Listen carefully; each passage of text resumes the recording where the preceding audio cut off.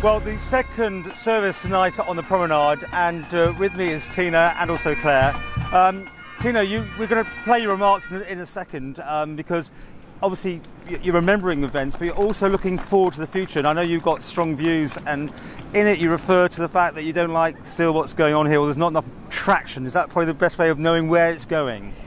Well, the site has been derelict for 12 years and it's been for sale for 10. And I think sometime the penny must drop that this isn't a prime development site as it states on that hoarding, and that the proper and decent thing would be to put a commemorative site on it. And at this moment in time, the Isle of Man government are looking to enhance their reputation across the world and try to dispel the myth of a tax haven, and that mud has stuck. And surely a good way to do it, at least as a small step, would be to put a proper commemorative space on that site. Okay, well, it's a committee, and you're on this committee, aren't you, Claire? So yeah, it's an informal committee where we've met up, we've spoken with Tina, and I've said, there's other people that I want to get involved, and I'm very passionate about really getting this site. As Tina says, 12 years is far too long. It's one of the key sites you see along the promenade. There's been lots of discussion about other sites that are derelict, and this one has such a difficult history that we really need to recognise, and just developing it wouldn't be doing a justice to those people who were lost on that night 44 years ago. Okay, so it's vital that we really look into how we can do that, and it has to be done in conjunction with people like Tina, the families and friends of those who were lost, to make sure that it really does embrace what's needed. Okay, well, Tina's decided she'll stand in front of any bulldozer, I think is how you put it. Yeah. You'll be there. I will be there with anybody else that would like to join me, and as much media as possible, because I believe passionately there should be a dedicated site on that on that site for those people who were killed.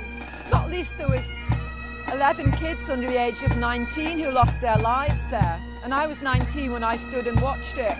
Yeah. And I've never forgotten it, and thousands of people on this island have never ever forgotten it.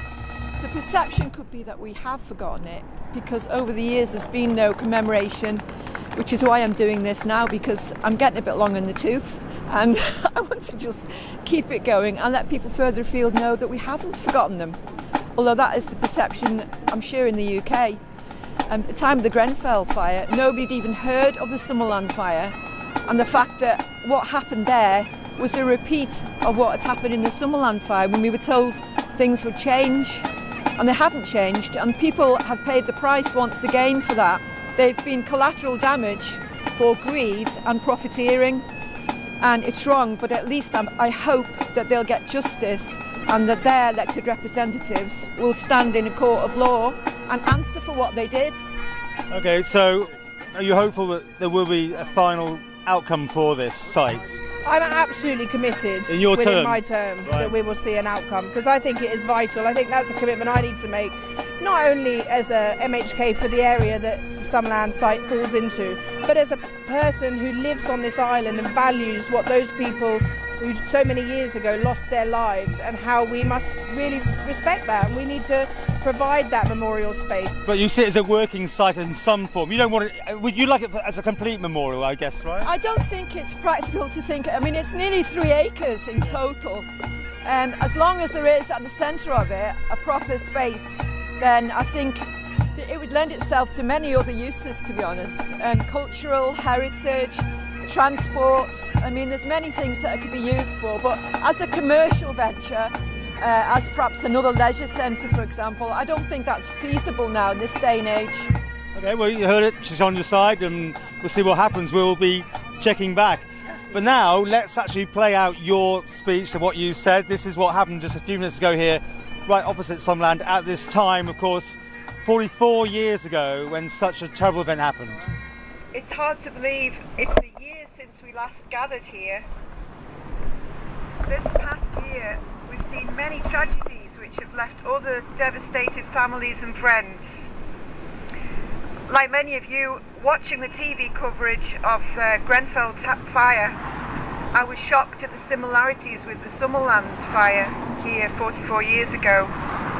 The speed of the fire, then it became apparent combustible materials were used, inefficient alarms, means of escape blocked, inadequate fire regulations and building controls. Our only hope really back then was that lessons had been learned. But we know now that even this hope was snatched away, and now the families of Grenfell Tower fire, along with all of us familiar with the events surrounding the Summerland fire, were left asking, how could this happen? Once again, innocent people have paid the price for greed and profit. Our thoughts are with them and their families. I know they will never be forgotten, as all those killed in the Summerland fire here have not been forgotten. Truth, justice, accountability. This was never given to the families of the victims of the Summerland fire. No one answered for those 50 deaths. Will the families of those killed in Grenfell Tower get the answers that they need from their elected representatives in the inquiry report? Or will their inquiry report exonerate those responsible, stating there are no villains here, as our elected representatives were exonerated 44 years ago, and a death by misadventure verdict given? Much as we wish we could, we can't right all the wrongs of the tragedies over the past year, or here 44 years ago. We can't now get justice for the families of the victims of the Summerland.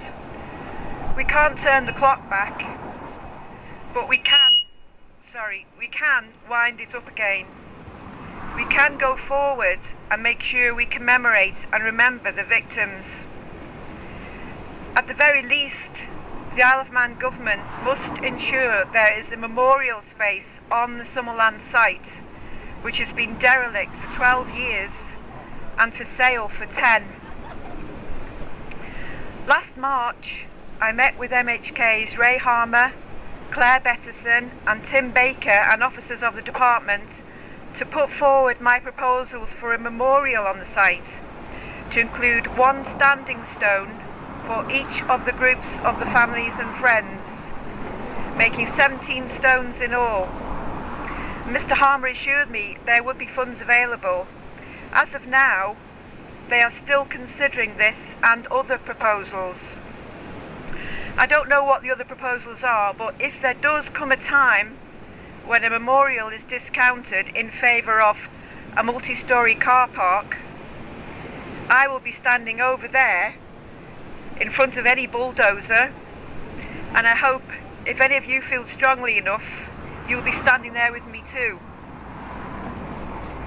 At this moment in time, there are people on the island, in the UK and further afield, whose thoughts will be turning to this place and the fire which affected them, their families and their friends all those years ago. They will be reflecting quietly in their own way. For us, gathering here tonight, we feel the need to stand together with others in remembrance. You may feel you're standing alone amongst us. You're not. All of us here share a bond. We are a family in remembrance. The people around you are not strangers. They've experienced what you've gone through and what you may be going through today. So together, now, shall we stand in a minute's reflection in remembrance of all the victims of the Summerland fire, followed then by the Ellen Vannin pipes and drums. Thank you.